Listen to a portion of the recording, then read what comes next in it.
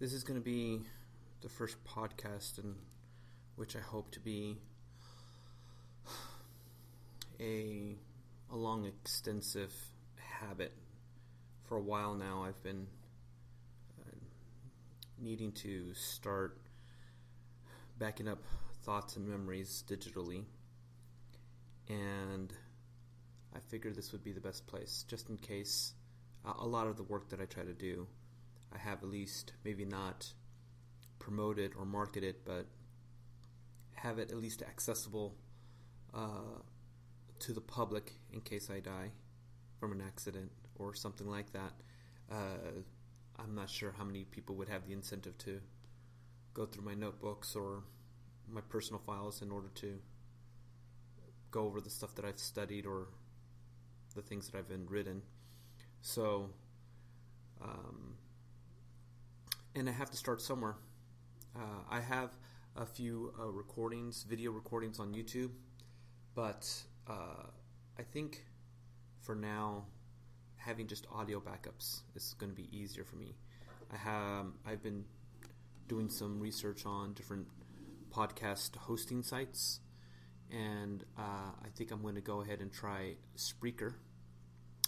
And they even have a mobile app, so if I need or if I have the whim to make a recording, sometimes you have like a moment of inspiration. Hopefully I'll be able to have that access from that with the phone. So this first recording, I think I want to go ahead and have the subject matter be recording in and itself. I've long been drawn to the idea of having a journal or like a ongoing log, like Captain Picard on the Starship Enterprise. He would start off with star date such and such.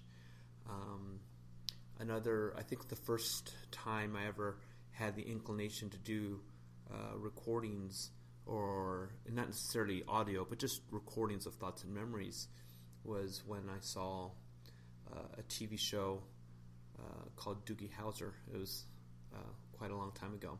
But at the end of every episode, the boy genius who became a doctor would write in his computer, which at the time was like not necessarily everyone had access to one, I don't think.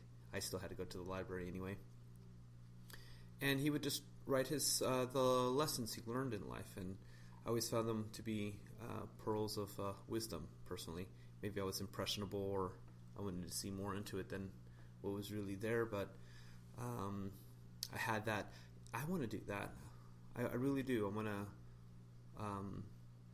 be able to keep a log, but it's insane on the amount of discipline it takes to make a new habit. I'm sure that after 90 days or so, if you continue to do something, it starts becoming habitual, which I'm hoping would be the case. But during that initial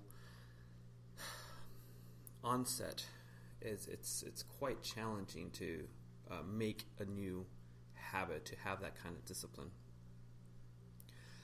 Another inspiration that I had was an old anime called The Golden Boy.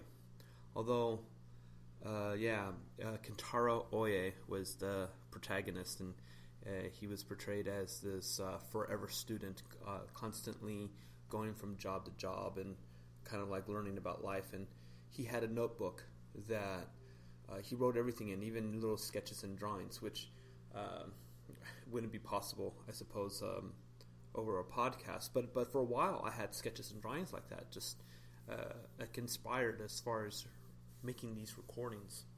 And this was all before me coming across the singularity. I had that inclination, the desire of being able to, because I knew how flawed my memory was. Because even I think at an early age, I had a difficulty to recall, I would say, personal events. I was pretty good with like book stuff, like facts and science and anything that kind of like interested me on a structural layout or organizing level, almost possibly to the board of autism. Well, not like autism, but just in the sense that it was just easier for me to remember things like that versus people. I remember that on my first date, I had to write down her name on my hand so I wouldn't forget. And I'll have more segments about memories that I would like to get into in later podcasts. But for now, I want to try to stay focused on the act of recording in itself. So this need of recording really went to an even higher priority ever since I've have switched over into being a proponent of the singularity. I strongly feel that part of the component that's going to be required in order to successfully simulate a human personality, mind, memories, and all of that is going to be enough data to mine. Who knows if I can make enough of these podcasts, I'll have artificial intelligent computer programs that will be able to go through them all and use them to create at least a simulation. The more data, the more accurate the simulation. So despite knowing this, it's been now about almost 5 years, 6 years, something like that, since I've been really I would say about 4 years that I actually decided that I was going to be proactive in not just sitting by idly and waiting for the singularity to happen, but to do what I could on my end to fulfill it. Kind of almost like this one book called what was it called? Do androids dream of sheep? I believe. A dream of electric sheep. And I may have gotten the title slightly wrong. I apologize. But in it, there was a group of technologists that adopted a very well-known scam artist that founded a fake religion in order to try to con this one rich lady, and they wanted to make the crazy prophecies that the guy the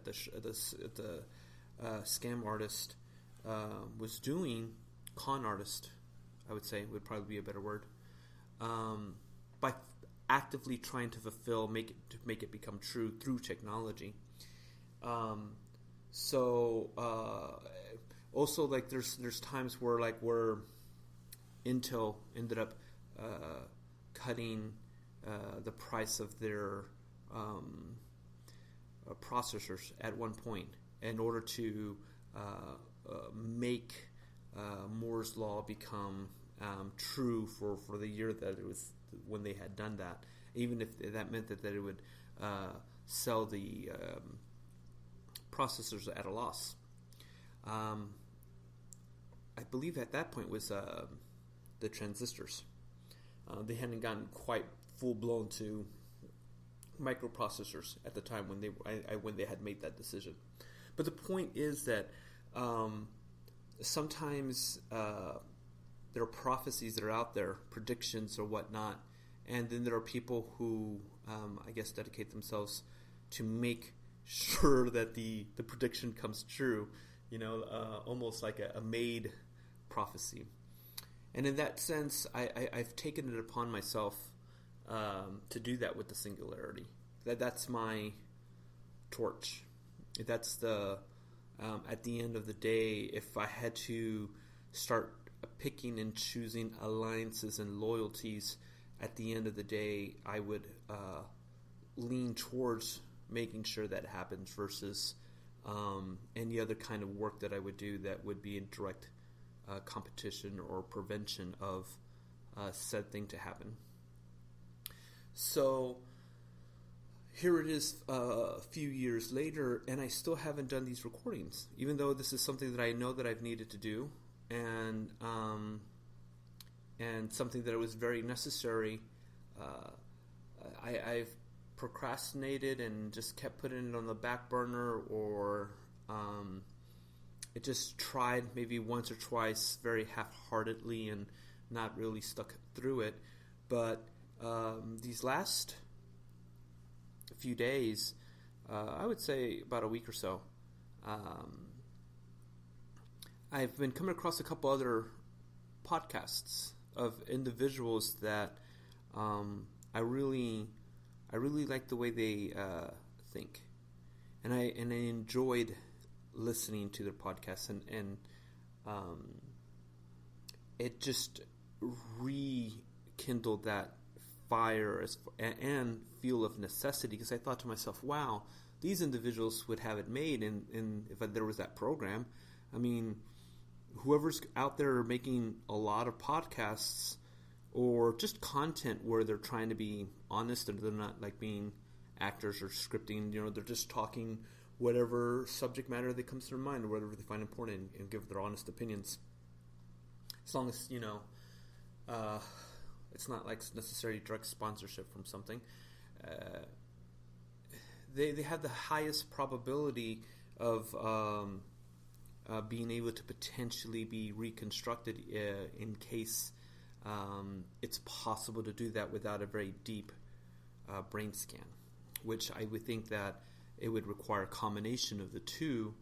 But for all I know, the human once you decrypt a mind enough, there might be a template-ish sort of algorithm that will allow for only needing tweaking of certain variants in order for you to fall into that personality. And memories would be another thing that would be challenging. You couldn't necessarily reformulate memories no matter how many type of podcasts, especially if it's something that was done privately. So it's possible that you can argue that it'll never be truly a replica of an individual, but I would argue that if you lost a memory or two, we're losing memories all the time. Every day you're like, every year that you go by and you're learning something new, you're losing memories. And you don't necessarily feel like, oh, you're less of a person of you. There might be, how would you know that you missed something? I mean, sometimes you know that you're forgetting something when you're missing a part of a story. But you can miss entire memories gone, and if you don't know that they weren't there, then it doesn't really bother you. Just go on forward. It's like maybe today was the day that you forgot about this one really awesome commercial that you saw when you were a little kid, and was semi-funny, and you kind of had it in the bins of maybe you might pull it out of your mind in case you possibly need it at one point, and it was holding on to like the last remnants of like relevancy. And then one day you just don't. That's it. It's gone. It's the memory was used for something else. You don't necessarily think you're a lesser person. If anything, it's part of the growing process. So, although not ideal that you try to reconstruct someone just merely off podcasts. That's why I would think that you would need almost a combination of the two. And even then, I'm sure there'll be some gaps. But the thing is, the human mind is designed to fill in those gaps. I mean, we have gaps all the time, so ideally we would rather have those gaps be occurring naturally, like because we're getting older, or we're learning, or whatever the case is, and not like technologically. So I think that's going to be the end of the podcast. It looks like I'm running out of time. This will be a good start, 15 minutes, a recording. And I'll try to keep the first couple podcasts, I suppose, at this various links before I upgrade the account. So I think this is a good start. We'll end it right here.